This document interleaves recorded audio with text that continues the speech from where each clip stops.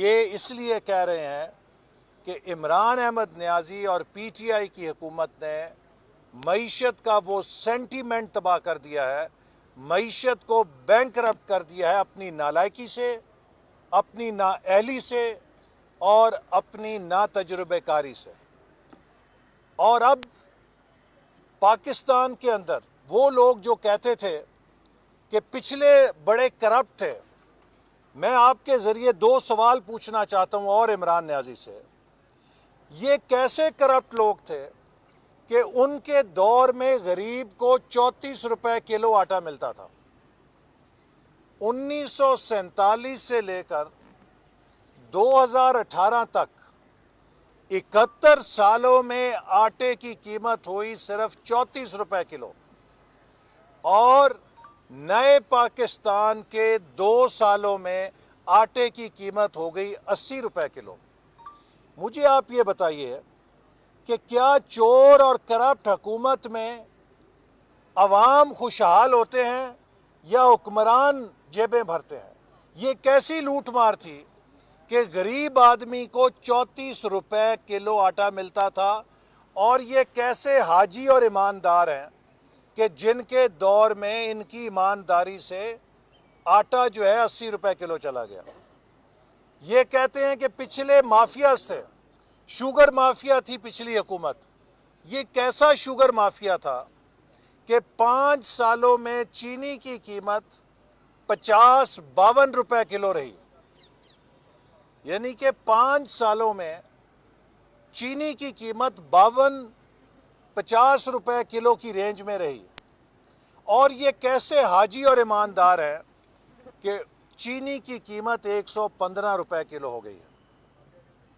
اب آپ مجھے بتائیے کہ چور کون ہے؟ چور وہ ہے کہ جو غریب آدمی کو 34 روپے کلو آٹا دے، جو غریب آدمی کو 50 روپے کلو چینی دے، وہ تو چور ہے۔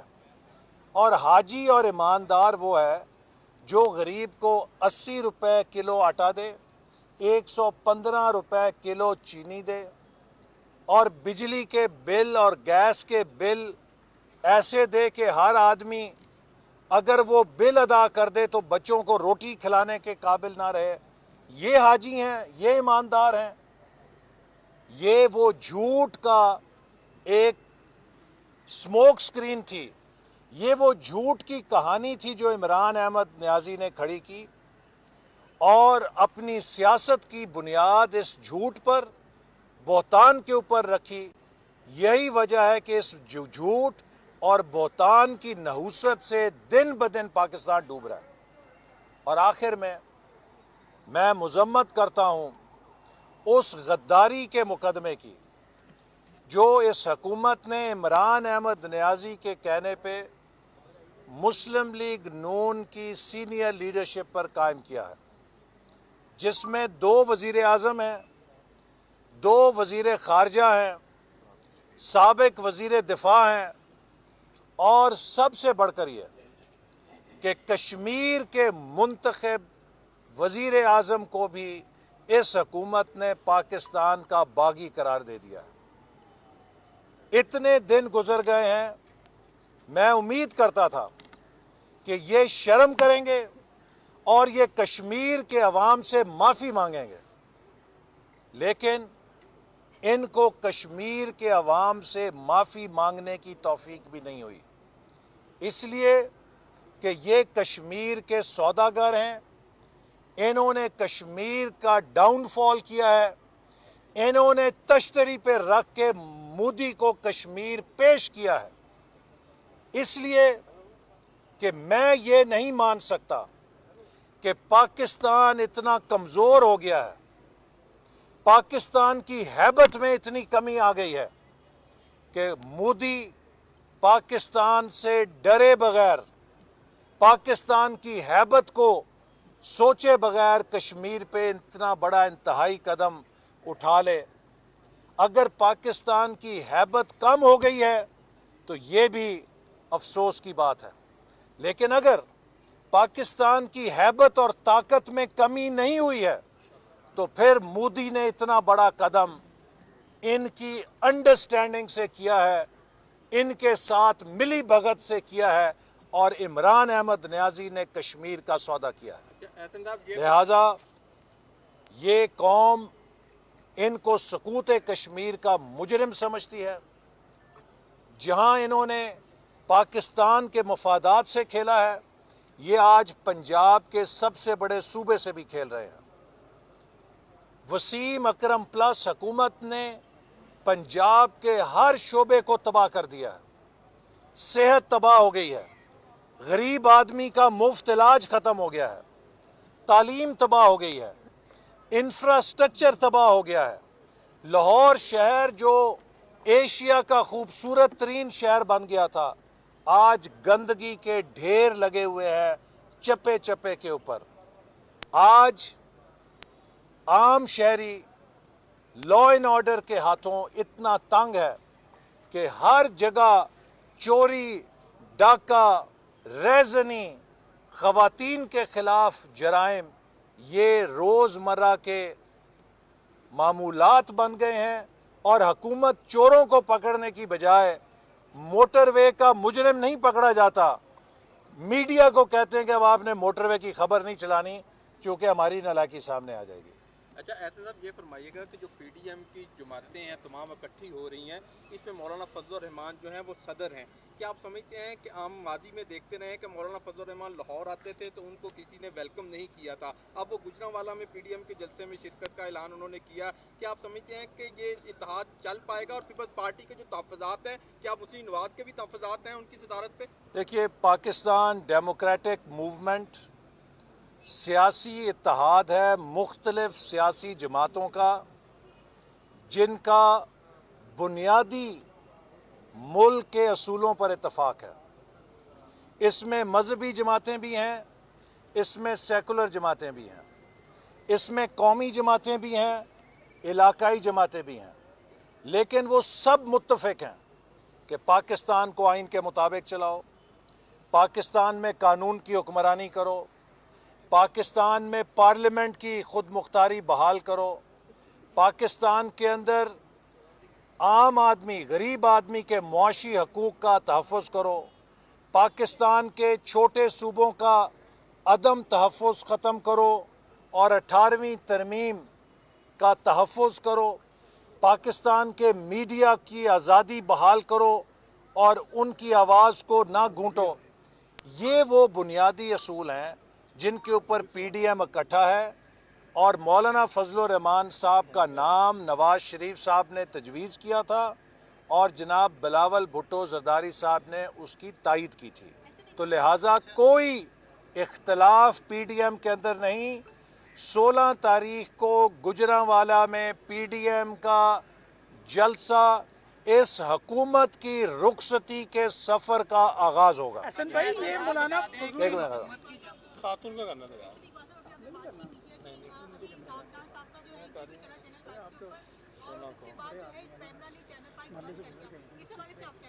دیکھیے، اس وقت حکومت پیمرا کو میڈیا کی آواز دبانے کے لیے استعمال کر رہی ہے، سینسرشپ عائد کی ہوئی ہے، اور جس ملک کے اندر آواز دبائی جاتی ہے، گھٹن پیدا کی جاتی ہے، وہاں پر پھر انتہا پسندی کے رویے زور پکڑتے ہیں۔ لہٰذا ہم سمجھتے ہیں کہ اس ملک میں اختلاف رائے کو برداشت کرنا چاہیے، اور ہماری جد و جہد صرف سیاسی نہیں ہے، یہ میڈیا کی آزادی کی بھی ہے، یہ قانون کی حکمرانی کی بھی ہے، اور مجھے یقین ہے کہ پی ڈی ایم کے ساتھ تمام پاکستان کے وکلاء، پی ڈی ایم کے ساتھ تمام پاکستان کے صحافی، پی ڈی ایم کے ساتھ تمام پاکستان کے مزدور، تمام پاکستان کے کسان، تمام پاکستان کے غریب اور تمام پاکستان کے نوجوان بھرپور شریک ہوں گے۔ بہت شکریہ۔ دو سوال کے ساتھ سن لیجیے گا۔ مولانا غیاث الدین نے کہا ہے کہ آپ جماعت اسلامی سے مسلم لیگ نون میں آئے، جب آپ مسلم لیگ نون میں آئے تو آپ کی ٹانگیں جو ہے وہ تھر تھر کانپ رہی تھی، اور جنہوں نے آرمی چیف کی ایکسٹینشن میں ووٹ دیا، پہلے ان کو تو نوٹس دیں، پھر ہمیں نوٹس بھجوائیں، اور جب ڈنڈے والوں کی بات آتی ہے تو آپ سلنڈر کر جاتے ہیں، جب عام کارکن کی بات آتی ہے تو انہیں پارٹی سے نکال دیتے ہیں۔ 1988 میں نے سیاست کا آغاز کیا، اور میری پہلی جماعت مسلم لیگ نون تھی، اور اللہ سے دعا ہے کہ آخری جماعت بھی مسلم لیگ نون ہی ہوں۔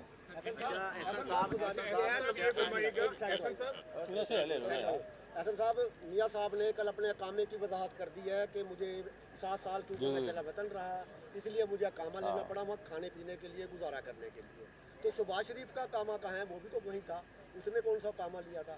कैप्टन सफदर भी उनके साथ था, उसका भी अकामा सामने आना चाहिए। उन्होंने भी तो अपने खर्चे गुजारे होंगे, खर्चे किए होंगे। नहीं, ये इतना अहम सवाल नहीं है।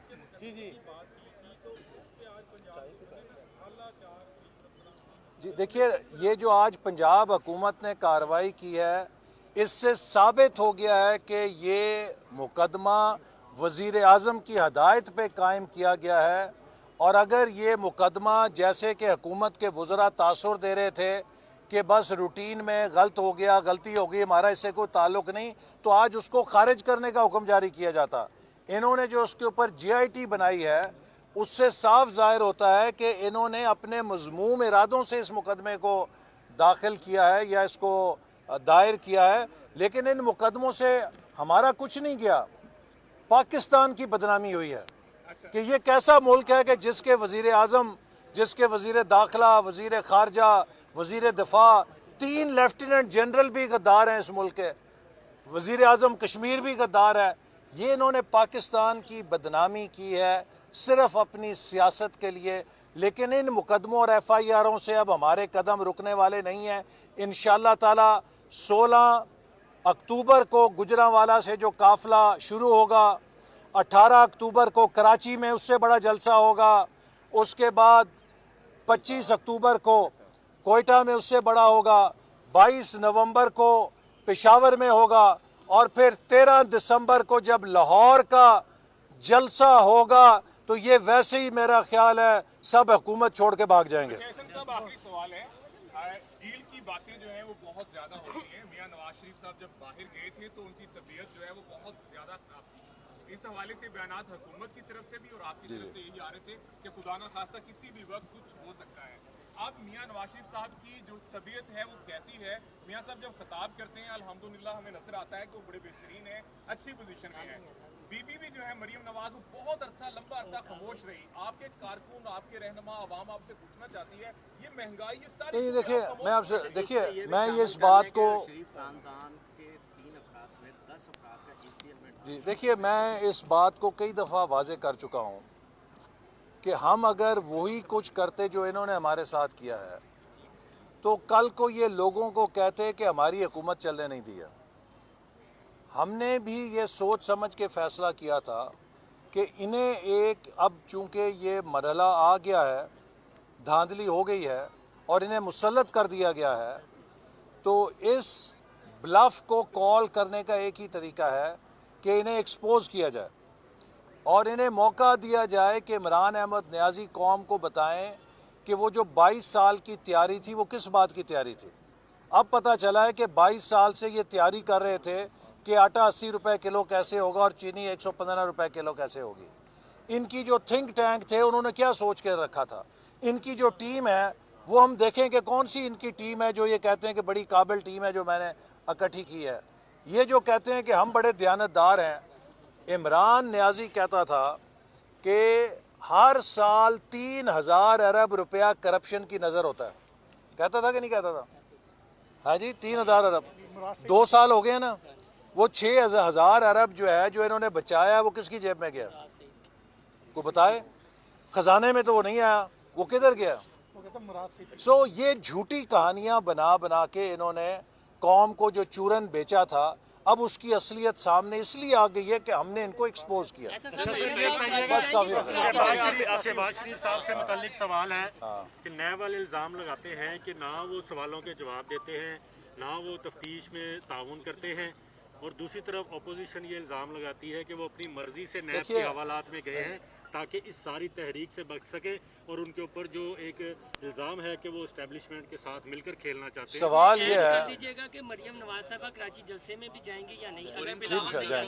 जी देखिए, जो PDM के सारे जलसे मरकज़ी हैं उनमें तमाम जो मरकज़ी क़यादत है वो शिरकत करेगी। शहबाज शरीफ साहब के बारे में जो आपने कहा, ये एक अनोखा कानून है कि नैब ने रेफरेंस दायर कर दिया है, उसका ट्रायल शुरू हो गया है। اب جو سوال جواب ہونے ہیں وہ عدالت کے اندر ہونے ہیں. نیب کے پاس تو کوئی سوال پوچھنے کے لیے رہ نہیں گیا چونکہ انہوں نے تو ریفرنس دائر کر دیا ہے. یہ تو انہوں نے صرف ایک دھکا شاہی کی ہے جس کا مقصد گلگت بلتستان میں انتخابات میں پری پول ریگنگ کرنا تھا تاکہ مسلم لیگ نون کے صدر کو گرفتار کر کے پارٹی کو غیر مؤثر کیا جا سکے انتخابی مہم کے لیے. جی